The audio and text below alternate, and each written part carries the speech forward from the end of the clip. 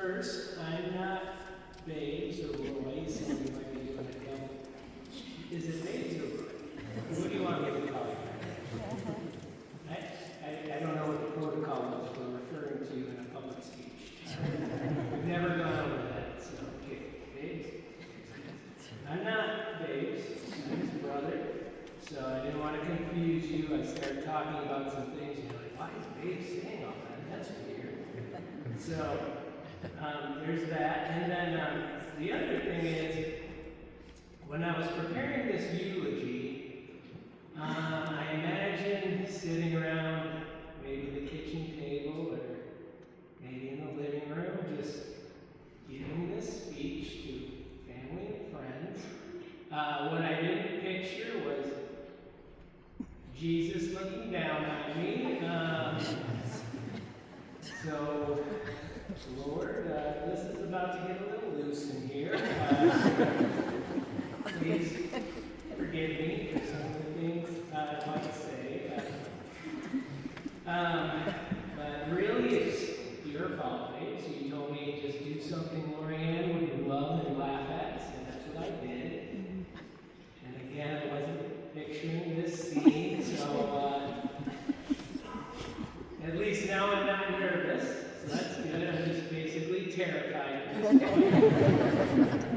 And I might actually burst into flames for some of these things, but I just tried to do something I thought LaurieAnne would laugh at. So I know her sense of humor, and God is about to find out what her sense of humor is like. What I would ask for some of you that have a similar sense of humor, when I do say something funny, if you could laugh real loud to sort of cover up the gasps, that would help me out tremendously. And the last thing, just so you guys are aware, none of this is AI generated.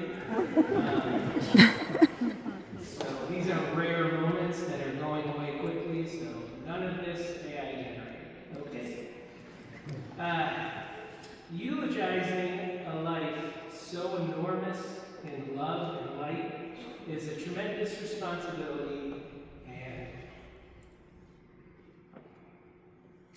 maybe the greatest honor of my life. My name is Mike D'Agostino, and I was blessed to be LaurieAnne's brother-in-law, although she treated me more like a real brother. And she was by far my favorite sister.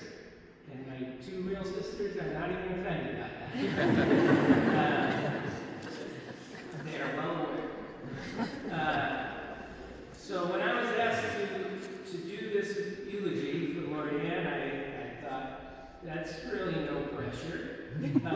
Just basically has to be the greatest one in the history, because that's what LaurieAnne, one of the greatest people I knew, deserves.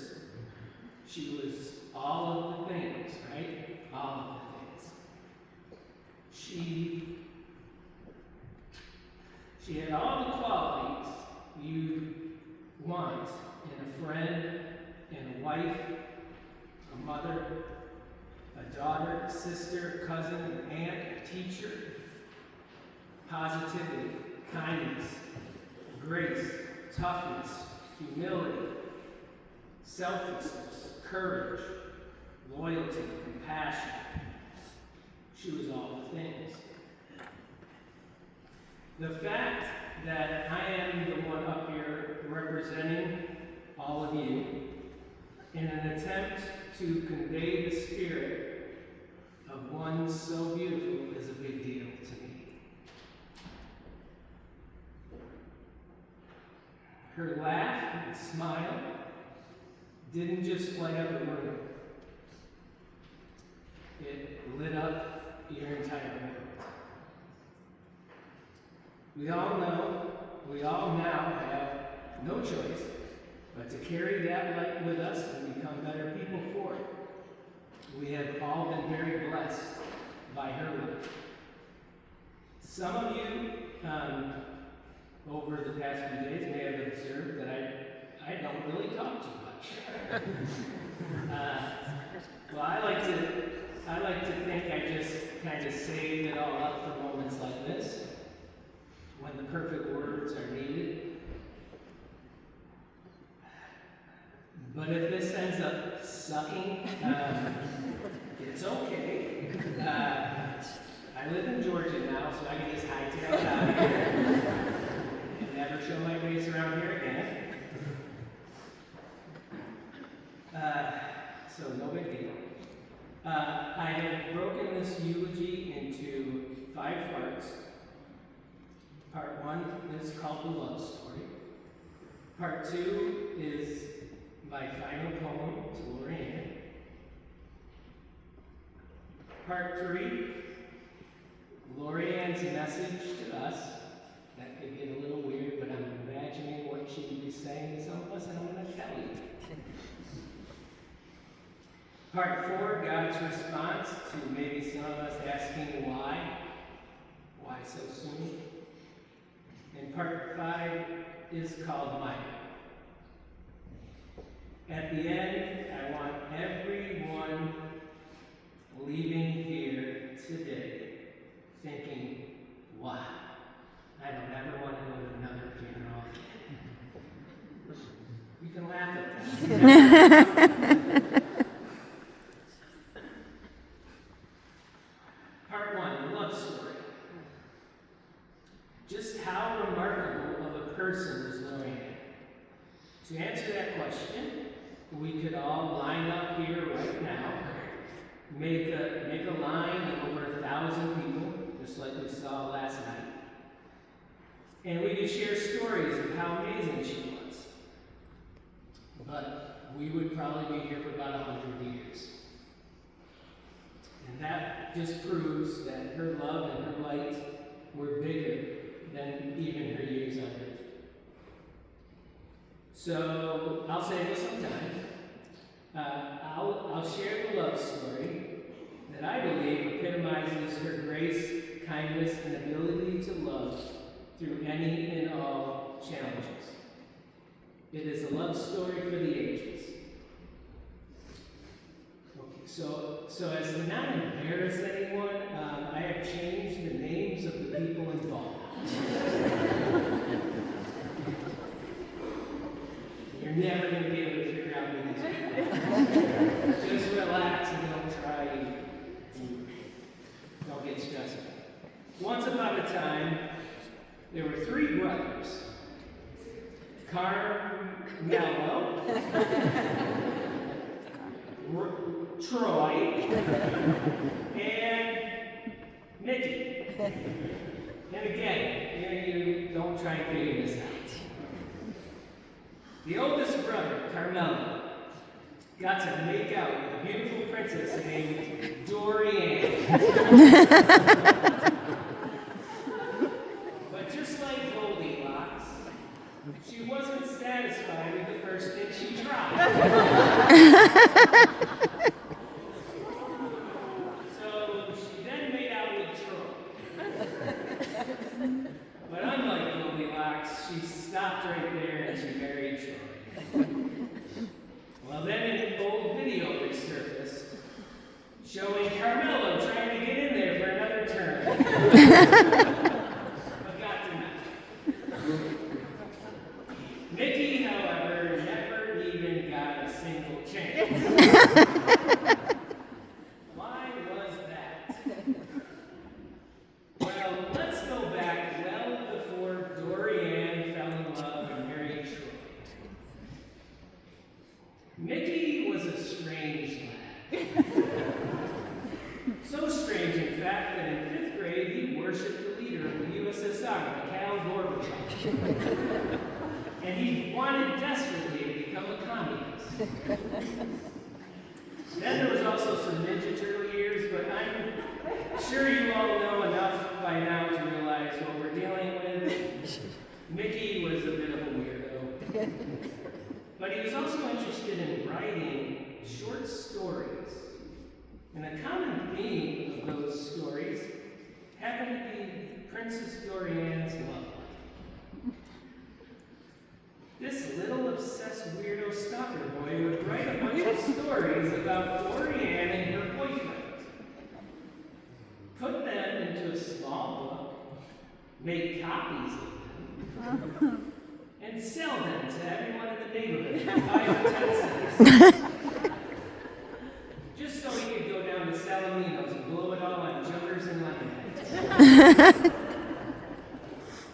Well, copies of those books don't exist anymore, except for one.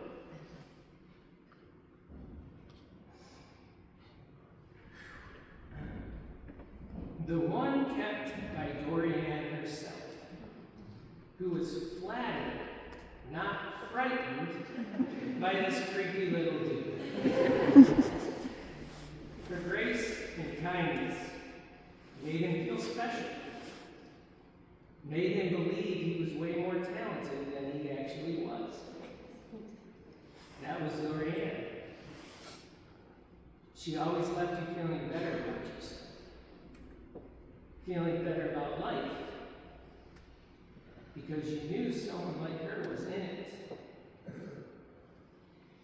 But talk about the odds being stacked against Troy and LaurieAnne working.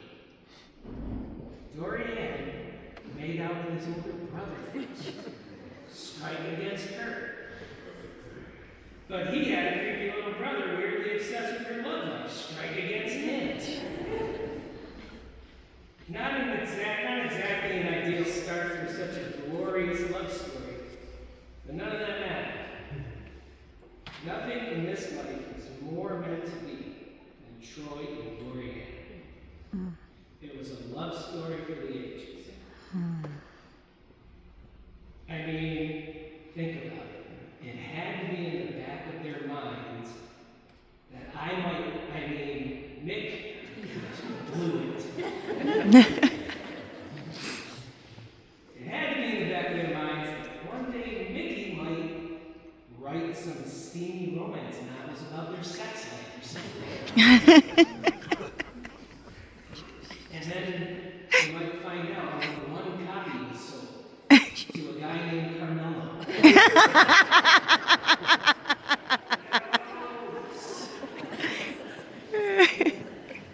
And in the end, their love overcame the odds.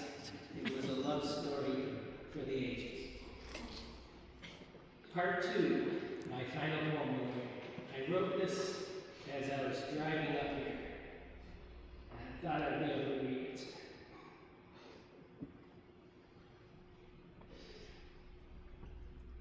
Never got that chance. So, I'll read it to you now. Lord, I'm sorry about some of what I'm about to read. Father, please forgive me. I'm actually non-denominational, so I can't really get kicked out of the Catholic Church, so I know I can work on that. My final poem to LaurieAnne. If we were all different people, places, or things, you would always be the very best. Like, let's say we were all different mountains. You would be Mount Everest. You would be some comfy Uggs if we were all just a pair of boots. And you'd be Julia Roberts and Pretty Woman if we were all some prostitutes. If we were all jams or jellies, you would be some Smuckers. And if we were all just swear words, you would be Mother of Beepers. I won't. It's okay. I won't go that way. I actually don't swear. Pretty straight-laced, to be honest with you, but again, Babes told me to do something she would laugh at. She had a dirty sense of humor, so there you go. Don't blame me. You would be a lion or a tiger if we were animals out in the wild. And you would be Beyonce if we were all in Destiny's Child. If we were all some fancy cars, you would be a Bugatti. if we were all just toilets, you'd be a bidet, not just a potty. You would be wonderful if we were all fighters of crime. And if we were all delivery services, you would be Amazon Prime. If we were all just mattresses, you would be a Tempur-Pedic bed. And if we were all punchlines to jokes, you'd be, that's what she said. If we were all a bunch of bridges, you'd be the Brooklyn or Golden Gate. And if we were all universities, you would be Penn State. That's the highest compliment I've ever given somebody in my life.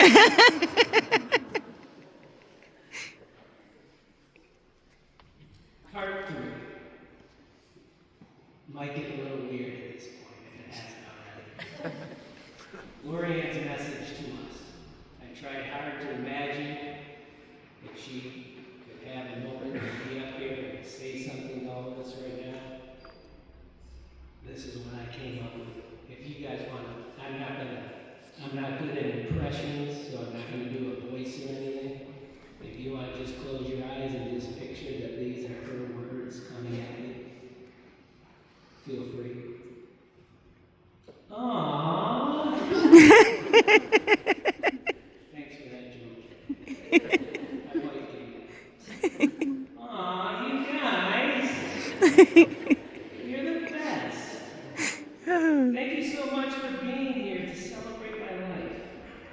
I love all of you so much.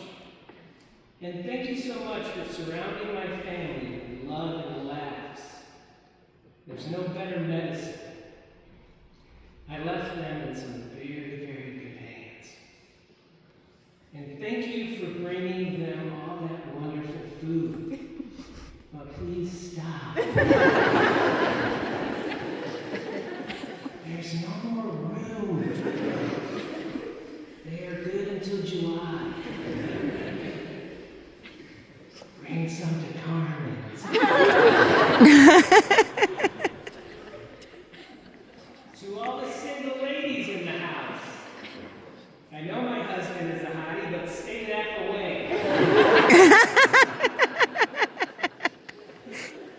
I'm not above haunting anymore. To Nittany and Juji, you are surrounded by good people.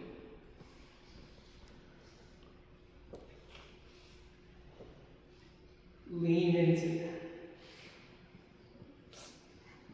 They will keep you strong. But you don't always have to listen to your Aunt Mary if you don't want to. Fight the power. And Mikey, you are doing amazing jobs. But I did notice you looking a little sad. I'm going to help you out. Gilly, Mikey's sad. Cheer him up later on if you know what I mean. Hibbity-dibbity. Just remember to lock the door. Carmen might want to join you.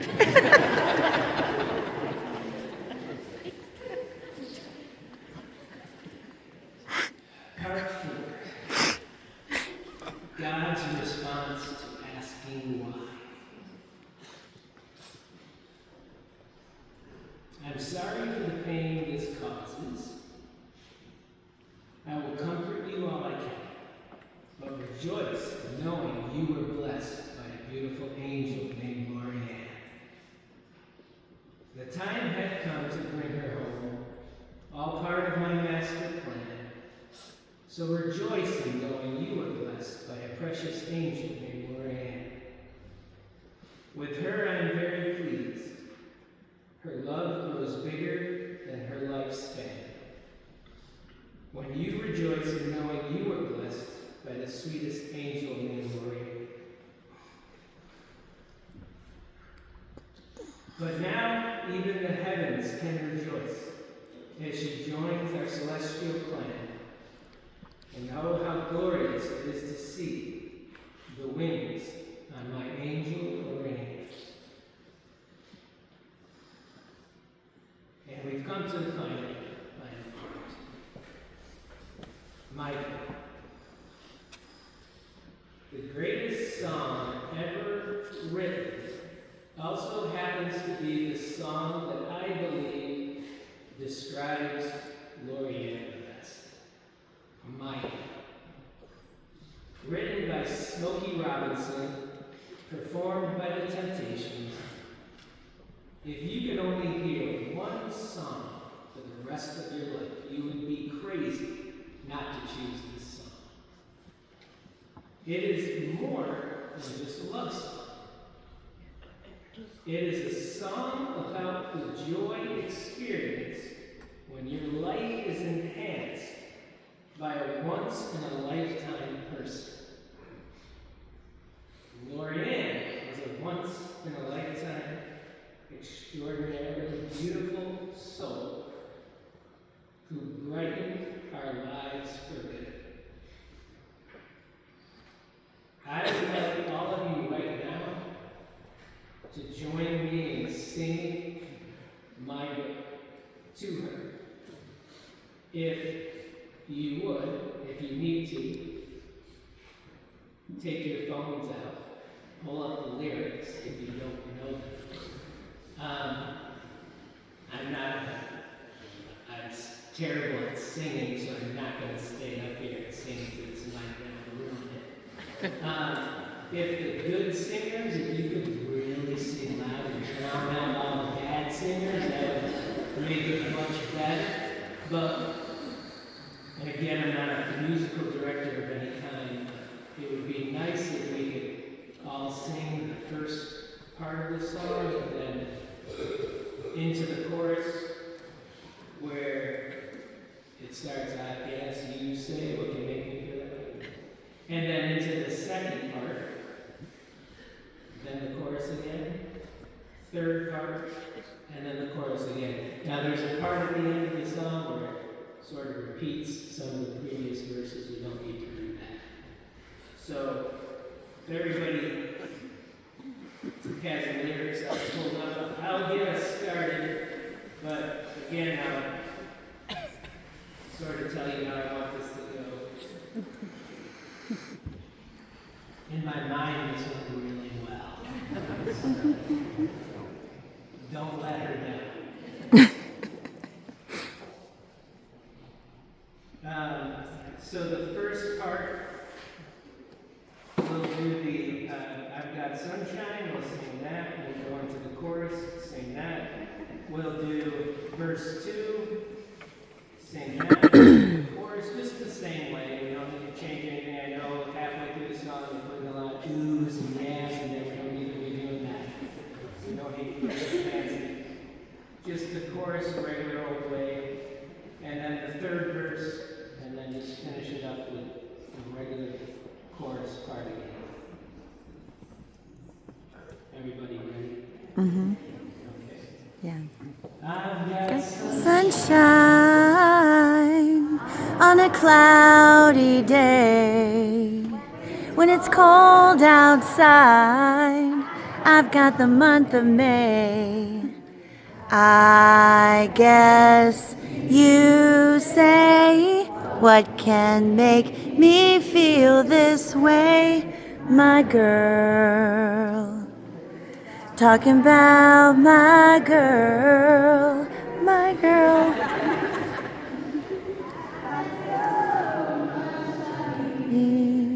The bees and the breeze, sweeter song than the birds in the trees. I guess you say, what can make me feel this way, my girl? Talking about my girl, my girl. Oh.